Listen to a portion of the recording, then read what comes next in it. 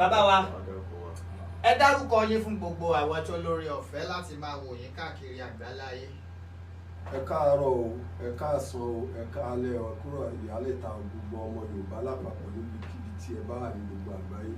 Orúkọ tèmi ni Alhaji Taofeek Adéyẹmí. Alhaji Taofeek Adéyẹmí, ipò wo lẹ dì mú gan?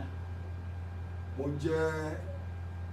PAC Dr. Frederick Ìṣẹ̀tàn Fáwọsán tẹ́lẹ̀ tó jẹ́ founder ẹgbẹ́ Oòduà People's Congress.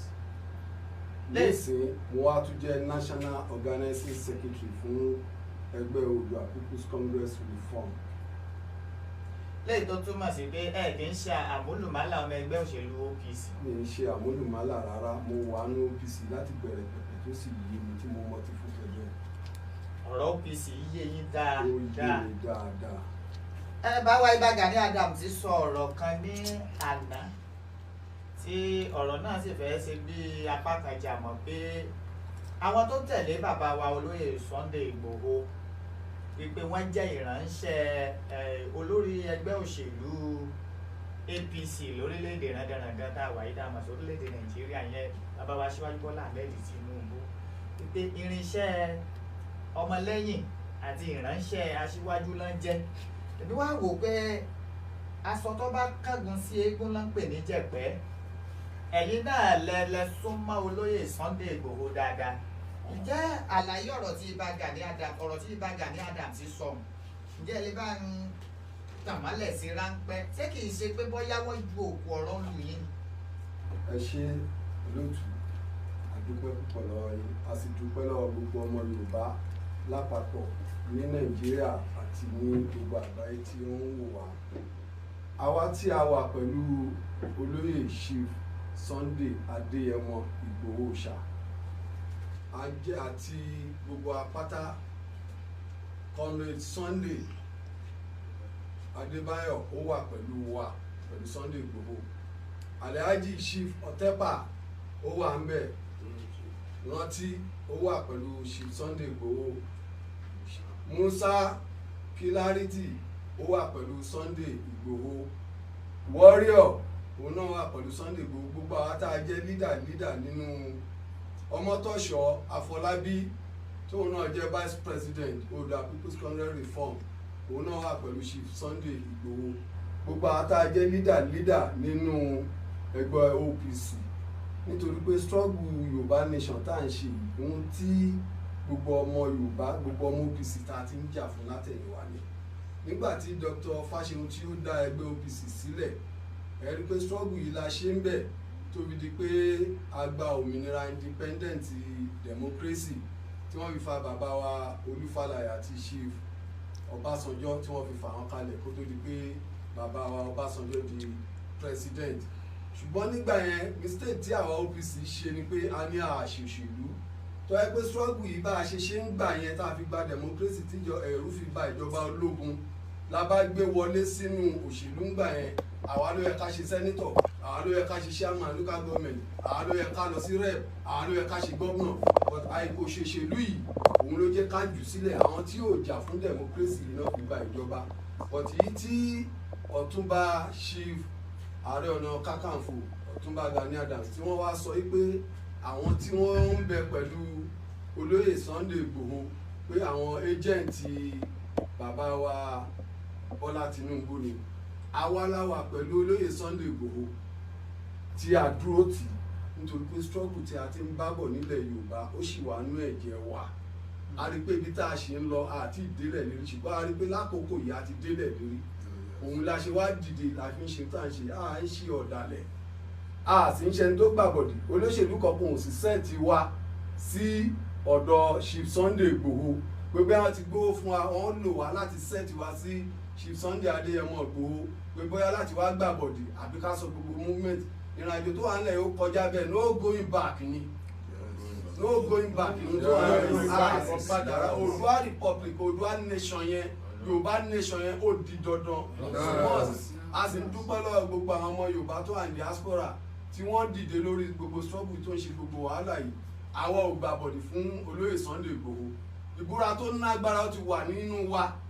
tí àtijọ́ bú tá a sì nígbà pé òun náà ò lè dalẹ̀ wa táwa náà ò lè dalẹ̀ torí pé a mọ rírì ohun tí wọ́n ń pè ní ọ̀dàlẹ̀ ńgbà tá a ṣe pẹ̀lú bàbá Abáṣeun àdálẹ̀ ńgbà táwọn tó ẹgbẹ́ mi náà tá a tún ṣe pẹ̀lú Chief Gani Adams àdálẹ̀ ṣé ní ìsìlá wa náà fẹ́ ta ńgbà tí ọwọ́ wa ti ń tẹ kùkú dà wọ́n ní tọ́wọ́ ọmọdé ò bá ti tẹ kùkú dà kí ń béèrè kó tó pa bàbá ẹ̀ asọ́rí láti pè ẹ̀yìn àgbàgbà yẹn bàbá wa ọwọ́ wa ti tẹ kùkú dà báyìí pé Yorùbá nation no going back ni a sì dúpẹ́ lọ́wọ́ chief wa olóyè Sunday Adéyẹmọ Ìgbòho tí Ọlọ́run tún gbé dìde láti tún lead the struggle yìí so à ń fi àkókò yìí a fi ń rọ Ọ̀túnba Ààrẹ Ọ̀nà Kakanfò Gani Adams àdúró tí táwọn náà ṣe pẹ̀lú olóyè Sunday Ìgbòho kí wọ́n má padà ń bẹ̀ nítorí pé ààrẹ ni wọ́n náà jẹ kí wọ́n má jẹ ààrẹ abẹ́lé kí wọ́n jẹ ààrẹ ẹ̀ta kí wọ́n líìdì bí Sunday Ìgbòho ṣe ń líìdì káwọn náà líìdì síwájú kí gbogbo ọmọ Yorùbá kan rí pé àwọn náà líìdì gẹ́gẹ́ bí ààrẹ nítorí ẹ̀ ń bá jẹ ààrẹ Ọ̀nà Kakanfò kì í ṣe ààrẹ abẹ́lé tò nídìí èyí mo rọ gbogbo ọmọ Nàìjíríà àti gbogbo ọmọ Yorùbá tó ń bẹ ní òkè òkun pé àwa tí à ń bẹ pẹ̀lú olóyè Sunday Ìgbòho à ń ṣe alámẹ́ o àwọn ò ń ṣe informant fáwọn olóṣèlú a dúró tán láti gba Yorùbá kalẹ̀ gbogbo ohun táwọn Fúlàní tó ń ṣe fún àyè àtàwọn ọ̀dàlẹ̀ Yorùbá tí wọ́n ń bẹ nílẹ̀ Yorùbá yìí a dúró tán láti kọ ìyà yìí ni Ọlọ́run àtòdúà á sì bá wa kọ dé lẹ́sìn. bàbá wa ìgbà tí torí pé àwọn àgbàbọ̀ wọn ní èèyàn kan kì í jẹ́ àwádé ọ̀pọ̀ èèyàn nísìnyí jẹ́ jàmọ́ tí bá wọ ẹgbẹ́ àlàáfíà yín lọ́hùn àrípa rí bàbá wa tó jẹ́ wípé ògbóǹtarìgì ni wọ́n tá a bá sọ̀rọ̀ nípa ẹgbẹ́ OPC ní orílẹ̀-èdè Yorùbá nation torí ẹ má jẹ́ sọ pé orílẹ̀-èdè Nàìjíríà mọ́ torí Nàìjíríà ti wó pátápátá tí ò sì ní gbérí mọ́ láìpẹ́. Bàbá wa ẹ bá dárúkọ.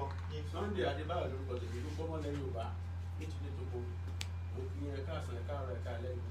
ìjọba wa ìṣọ̀kan ọmọ Yorùbá ìṣọ̀kan ọmọ Yorùbá Yorùbá nation. So mo fẹ́ sọ ni pé gbogbo ọmọ Yorùbá ẹni tó bá mọ̀ pé òun fẹ́ kílẹ̀ Yorùbá bọ́ lóko ẹrú kó wá support Chief Sunday.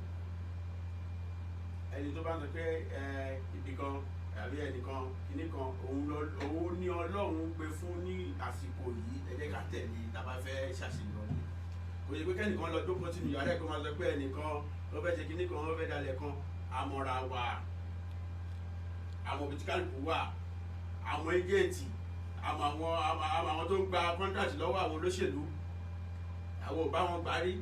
kọ́ má já sọ̀rọ̀ sí àti àdídà tí báyọ̀ kò wọ́n jà báyìí nílẹ̀ Yorùbá àṣeyọrí la fẹ́ tó ti yẹ yín so ẹni tí ó bá rẹ́dì tó lóun fẹ́ òun fẹ́ kí Yorùbá bọ́ lóko ẹrú kó wá support Chief Sunday Igboho kájọ ṣe pẹ̀lú pé ká jókòó ní kọ́nà yàrá kan ká máa parọ́ fún gbogbo ayé ti mọ orú èèyàn tẹ́lifí pọ̀ ti jẹ́ àti mọ orú èèyàn tájọ jẹ́ so irú ọkọ̀ọ̀kan ò sí ní kọ́nà kan kí ẹ̀kan wà ní kọ́nà kan kó máa parọ́ pé nǹkan nìkan ṣe déédéé jẹ́ ti nìkan ṣe ẹni bá dalẹ̀ abálẹ̀ lọ so kéèyàn kan máa tan Yorùbá jẹ mọ́ àsìkò yẹn ti kọjá ojú ti là ẹ̀gún ní ojú ti rà ojú gbogbo ọmọ Yorùbá ti là so wọ́n ti pẹ́ bá kẹ́nìkan jókòó sí kọ́nà àbí kan kó máa parọ́ fún gbogbo ọmọ Nàìjíríà pé gbogbo ọmọ Yorùbá pé á gbára lóko ẹrú á ṣe kíní kan ṣé bíbá àgbà lábẹ́ jẹ́ ìyẹn ti kọjá níbi tí gbogbo àwọn Fúlàní tó ń kó bọ́ káàkiri tó ń pa àwọn èèyàn wa tó ń pa àwọn ìyá wa tó ń rèpọ̀ àwọn èèyàn wa tó ń kidnap àwọn èèyàn ẹnìkan jókòó sí kọ́nà yàrá kan náà máa parọ́ fáwọn èèyàn pé